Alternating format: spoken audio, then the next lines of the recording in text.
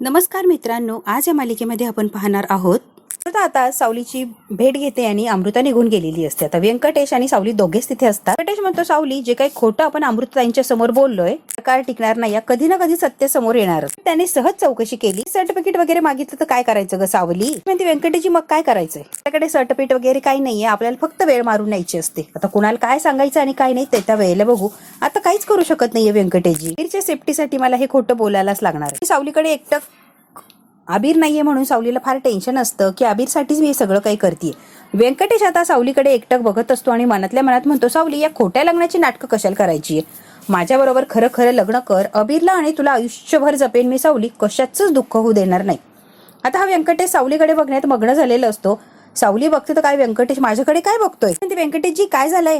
नाही झालंय, काय नाही. आता तिलोत्तमा राजकुमारवर चिडलेली असते, त्याला ओरडत असते, अरे तुझ्याशी किती वेळची बोलती एकाच विषयावर, तुला काहीच कळत नाहीये का राजकुमार मी नेमकी काय विचारतीये? सगळ्यात महत्वाचं तुझं काय चाललंय ना राजकुमार, मला कळतच नाहीये. त्याकडे ते सोडून कामात सुद्धा लक्ष नाहीये तुझं. तरी भलतच चाललेलं असतो, ऑफिसकडे अजिबात लक्ष देत नाहीये. नेमकी काय चाललंय रे? ह्या ऑफिसची जबाबदारी तुझ्या खांद्यावर दिली, कंपनी तूच सांभाळायची तर नाही, तुला काहीच जमत नाहीये राजकुमार. सगळीकडे तू पाठ फिरवली आणि तुझं काय चाललंय तुला माहिती. सगळी जबाबदारी तुला दिली, ही चूकच झाली आहे माझी. ही कंपनी कशी वाढवायची, नवीन अजून ऑर्डरी कशा मिळवायच्या, नवीन नवीन लोकांची भेटीगाठी कशा घ्यायच्या, प्रोजेक्ट कसा वाढवायचा, सेल वाढला पाहिजे, मार्केटिंग, या सगळ्या गोष्टींमध्ये इतकं लक्ष दिलंय ना मी, त्यामुळे थोडंसं विचलित होत असेल.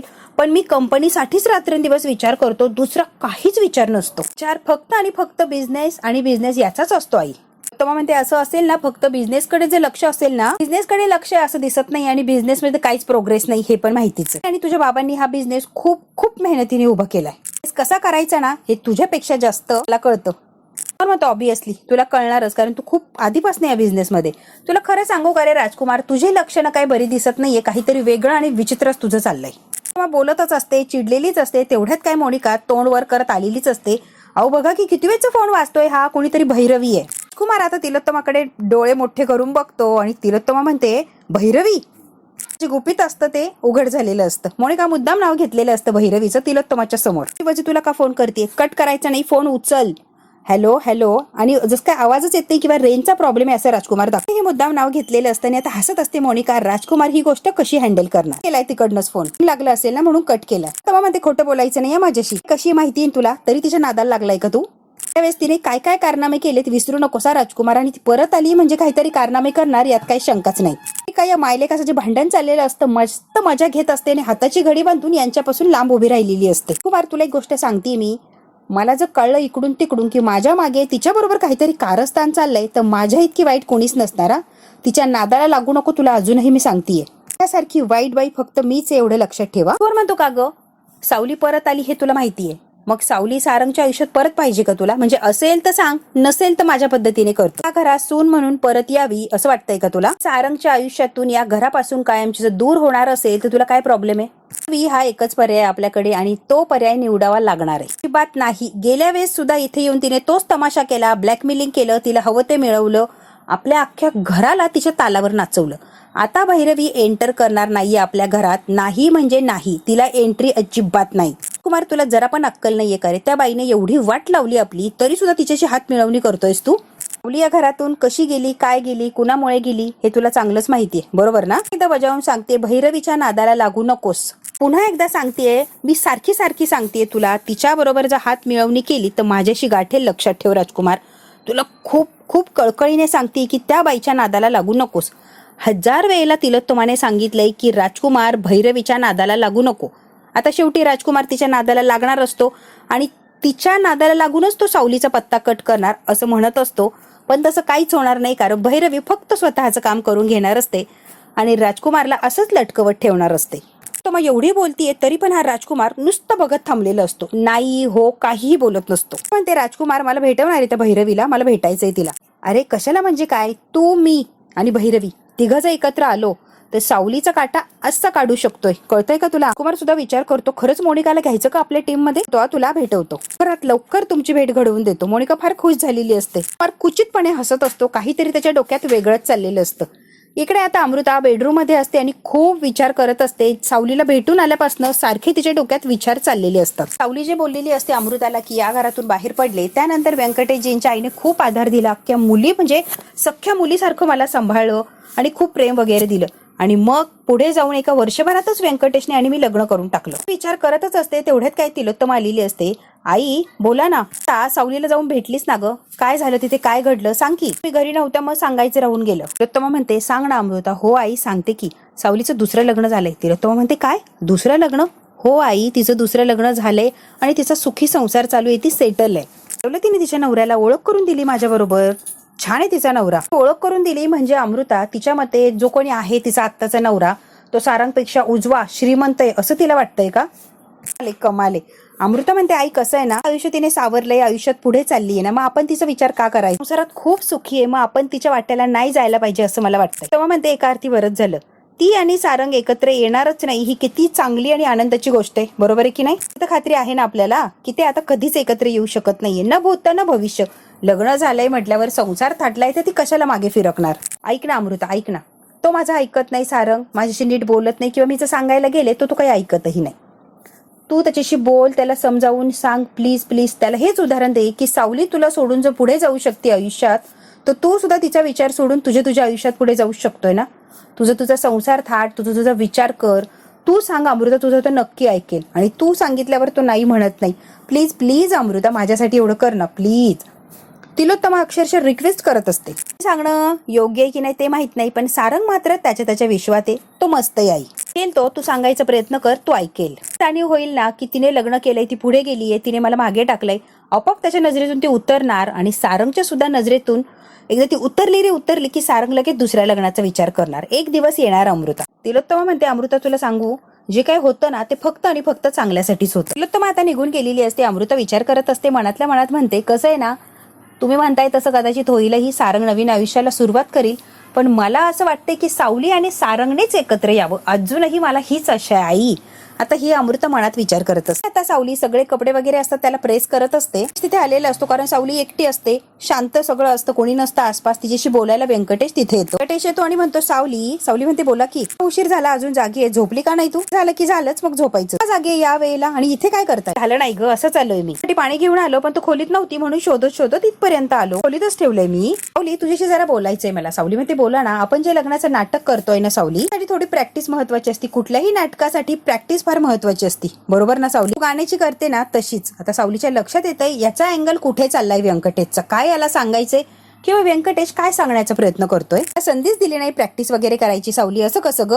मला स्टेजवर आणून उभं केलं, डायरेक्ट नाटकाला सुरुवात केली. त्यामुळे माझ्याकडून कधी कधी चूक होत असते बघ सावली. व्यंकटेशला एक्झॅक्टली काय म्हणायचंय सावलीच्या लक्षात येत नसतं, कारण हा व्यंकटेश गोल गोल गोल फिरून बोलत असतो, स्पष्ट काही बोलत नसतं. नाटक लोकांना खरं वाटावं म्हणून काय गरज आहे हे नाटक वगैरे रिहर्सल वगैरे हे काय चाललंय व्यंकटेशजी? नाटक करतोय फक्त लोकांच्यासाठी आणि अभिरच्या सेफ्टीसाठी. बरोबर ना? तर नाटक हे कोणीही विसरायला नको, ना तुम्ही ना मी. तेच ते बरोबर आहे सावली अगदी.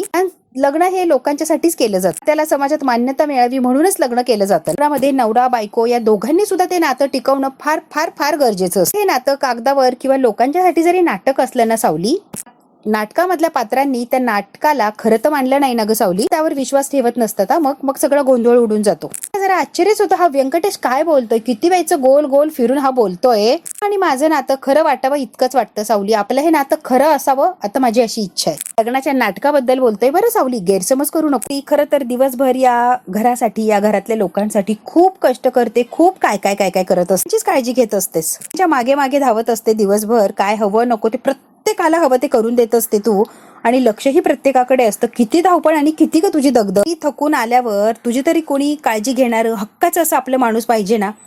हक्काचं असं आपलं माणूस असलं की बघ कसलंच टेन्शन राहत नाही सावली. व्यंकटेश म्हणतो कसं आहे ना, तुझी काळजी घेणारं हक्काचं माणूस पाहिजे असं तुला वाटत नाही का ग? आणि तो हक्क, तो अधिकार आपण फक्त आपल्या माणसाला म्हणजे नवऱ्याला देऊ शकतो. आणि तुला सांगू का सावली, तो हक्क, तो अधिकार तू बिंदास मला देऊ शकते. बिनधास्त मी तुझी काळजी घेणार, अजिबात तुला काही टेन्शन राहणार नाही. इतकं जीव लावणार, इतकं तुला सांभाळून घेणार ना सावली की बस. अगं म्हणजे नाटकात म्हणतोय बरं सावली मी. आता व्यंकटेशला काय बोलायचंय तो स्पष्ट बोलत असतो आणि वरून म्हणतो की अगं हे फक्त नाटकापुरतं बोलतोय बरं. बरं सावली आता असू दे, जे काय असेल ते. खूप उशीर झालाय सावली, आता झोप बरं. झोपही गरजेची आहे ना, खूप उशीर झालाय. किती वाजले बघ? मी जाऊन झोपतो आणि सावली तू पण झोप. आता व्यंकटेश काय बोलायचंय ते बोललेलं असतो आणि झोपण्यासाठी निघून जातो. पण सावली आता व्यंकटेश जे काय बोललाय त्या सगळ्याच गोष्टींचा विचार करायला लागलेली असते की नेमकी हा काय सुचवत होता किंवा हा काय बोलण्याचा प्रयत्न करत होता. इकडे आता सारंग, ओवी, अबीर मस्त एन्जॉय करत असतात, चांगले फिरत असतात इकडे तिकडे तिकडे इकडे. शेवटी आता ते सिंहगडावर जाऊन आलेले असतात कारण अबीरने हट्ट केलेला असतो सारंगच्याकडे की मला सिंहगड दाखवा, मला बघायचा आहे. फायनली ते गेलेले असतात तेव्हा सारंग म्हणतो कसं वाटलं, एकदम मज्जा आली, सुपर हिरो इतकी मज्जा आली आणि काय भारी आहे सिंहगड, वा वा वा, थँक्यू बरं का सुपर हिरो, थँक्यू, तुम्ही मला तिकडे नेलं ना त्याबद्दल खरंच थँक्यू, मला खूप आवडला तो सिंहगड. पिठलं भाकरी कमाल कमाल. ओवी म्हणते हो हो छान होता, खूप छान होता, विचारूच नका, एक नंबर, love you super hero, I love you. ओवीने अबीर एकमेकांना खानाखुना करतात आणि आता ओवी लगेच बोलायला लागते, काहीतरी त्यांनी सुचवलेलं असतं एकमेकांना ते त्यांना बोलायचं असतं. ओवी म्हणते बाबा मज्जा आली, एक नंबर धिंगाणा घातला असती तर अजून मज्जा आली असती, अजून धमाल केली असती. तिने परत आईचा विषय काढला की सारंगला राग आलेला असतो, हिचं काय सारखं आई आई चाललेलं असतं, कुठून मध्येच आई आठवते तिला, तिचं तिला माहिती. ओवीचा डायलॉग बोलून झालाय, ती अबीरला खुणावते की तू सुरू हो. आता अबीर म्हणतो कसं आहे ना सुपर हिरो, असंच वाटतं माझे आई बाबा जर आपल्या सोबत असते तर किती मजा आली असती ना, सगळ्यांनी एन्जॉय केलं असतं, फॅमिली असले ना की छान असतात, धमाल करता येते. आणि कसं आहे ना सुपर हिरो, आपली फॅमिली ती आपली फॅमिली, ते माझी आई असती तर खरंच धमाल आली असती. आणि अबीर म्हणतो सुपर हिरो मलाही तसंच वाटतं, आई जर असती तर खरंच काय, आई आणि बाबा दोघे सुद्धा मला असते तर किती छान वाटलं असतं ना. आता सारंगला कळतच नाही की यांचं आई बाबा पुराण हे मधून कुठून चालू झालंय. ते चाललोय तर आळंदीला ज्ञानेश्वर माऊलीच्या दर्शनाला. सारंगला इतका आनंद होतो, काय हुशार पोरं आहे ती, पोरं आता नाचायला लागलेली असतात की आता माऊलीच्या दर्शनाला जायचंय म्हणल्यावर काय.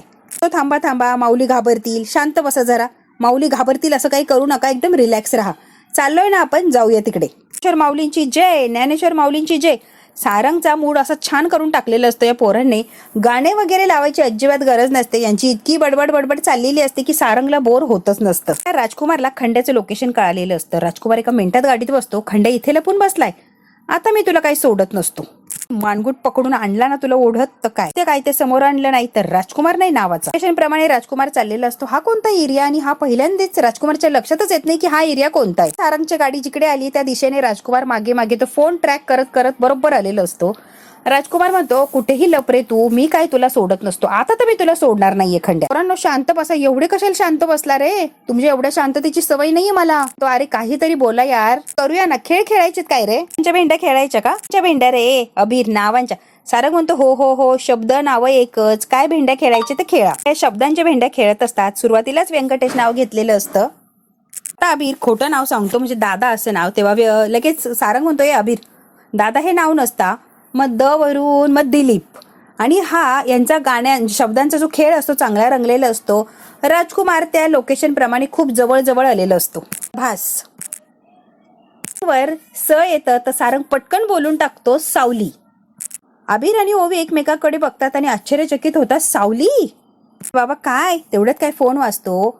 तेव्हा ओवी म्हणते बाबा हे काय वाजतंय, आलाय सावलीचा. हो हो हो सावलीचा फोन होय, थोडक्यात वाचलेलं असतो. हिरो आईची आठवण काढली आणि आईचा लगेच फोन आलाय बघा की, तू नकोस आईला बोलू दे जरा थांब. तिने फोन लावलेला असतो, कुठे आहात तुम्ही, अबीरने फार त्रास दिला नाही ना. त्रास देत नाही अबीर, पण आम्ही खूप मजा करतोय. ते सारंग थँक्यू सो मच, माझ्यासाठी तुम्ही एवढं करताय, थँक्यू म्हणायची गरज नाही, आणि तुम्ही आता परत आलात तरी चालेल, वातावरण इकडचं शांत झालंय, ते लवकरच परत या, किती दिवस शाळा बुडवायची आहे, या आता पटकन माघारी. ते बाय. आता सावली सारंगशी बोललेली असते आणि फोन ठेवते. आता जो फोन असतो जसं जसा सारंग पुढे जाणार तसा तसा तो जात असतो, लोकेशन चेंज होत असतं.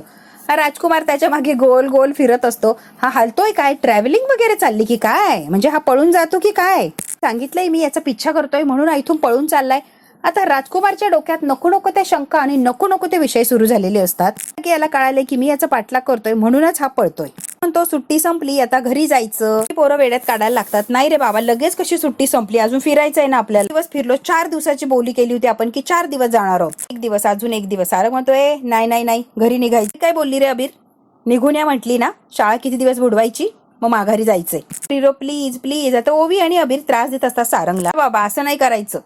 आता तंबोरा फुगवलेला असतो. सारंगला मस्त मजा वाटत असते की काय चाललंय या पोरांचं, एवढं फिरलेले असतात ते तरी सुद्धा त्यांची काही हौस झालेली नसते, त्यांना फिरायचंच असतं कारण स्कूल बुडत असतं आणि बाहेर फिरायचं म्हटल्यावर काय धमाल. कुमार काय फिरत असतो गोल गोल गोल, कुठे आहे ना हा खंड एक्झॅक्टली कळत नाहीये. मी मात्र वेड्यासारखा फिरतोच आहे. राजकुमार असा गोल गोल फिरलेला असतो की रस्ताच संपलेला असतो. राजकुमार म्हणतो रस्ता संपलाय, मी कुठे अडकलोय मला तेच कळत नाहीये. बंद झालेला असतो. राजकुमार डोक्याला हात लावतो. त्या खंडाच्या शोधात कुठे येऊन पोहोचलाय त्याचं त्यालाच कळालेलं नसतं. आता रस्ता संपलेला असतो. एकदा फोन लावतो म्हणजे एक्झॅक्टली काय ते कळेलच. फोन वाजत असतो. हे दोघे म्हणतात आवाज कुठून येतो. तेव्हा आविर म्हणतो अगं ओवी तुझ्या बॅगेत ना आवाज होतोय. बॅगेत फोन आहे का तुझ्या? कोणाचा फोन वाजतोय? तो कॅम्पला सापडलेला फोन नाही का रे बाबा, तोच फोन वाजतोय. का घेऊन आलीस तो फोन? शाळेत चालले तेव्हा कोणाच तरी फोन आला, मी उचलायला गेले तर तो फोन बंद झाला. बरोबर घेऊन आले. फोन उचलून समोरच्या माणसाला सांगू शकतो ना बाबा तुझा फोन आमच्याकडे. फोन कोणाचा आहे हो की नाही बाबा, बरोबर आहे की नाही? फोन दे पटकन, बंद व्हायच्या आधी दे. आता राजकुमार सारखाच फोन लावत असतो. सारंग म्हणतो फोन दे इकडे, मी बघतोच कुणाचा फोन आहे. आता पटकन फोन काढून देत असते सारंगला. इकडे राजकुमारची उलघाल चाललेली असते. फोन उचल रे. फोन काढायला जरा वेळ लागतो. सारंग म्हणतो बाळा दे ना पटकन.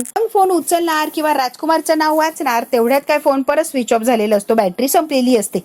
अरे यार हा फोन बंद पडलाय, चार्जिंगला लाव. चार्जर नाहीये बाळा, चार्जरच नाहीये ना, घरी चार्जर आहे. अरे देवा आता कसं कळणार हा फोन कोणाचा आहे? म्हणतो नका टेन्शन घेऊ, राहू द्या, नाही कळालं तर नाही कळालं, नका तुम्ही टेन्शन घेऊ. फोन स्विच ऑफ झालेला असतो. आता मात्र राजकुमारची सटकलेली असते.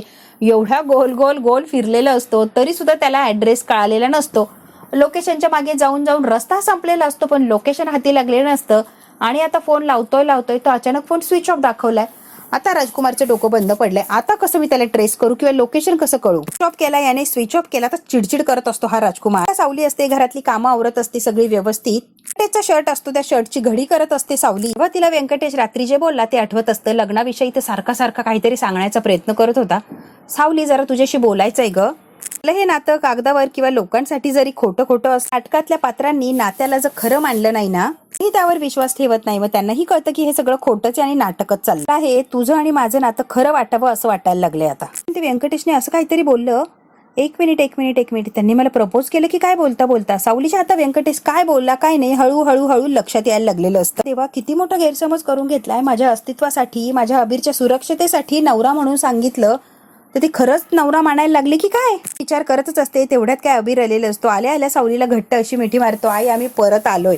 सावलीला खूप छान वाटतं की अबीर आला. बाळा तुम्ही मस्त आहे आणि ट्रिप तर एकदम मस्त झाली आहे. एक नंबर ट्रिप झाली आहे. मजा आली आम्हाला, खूप धमाल केली आम्ही. काय मजा केली सांग ना प्लीज. सुपर हिरो म्हणजे खरंच सुपर हिरो या, काही वादच नाहीये. एक नंबर आहे आपला सुपर हिरो. मस्त सांभाळलं, खूप काळजी घेतली त्यानं. ते भेंड्या गाणी काय एन्जॉय केलंय तुला काय सांगू.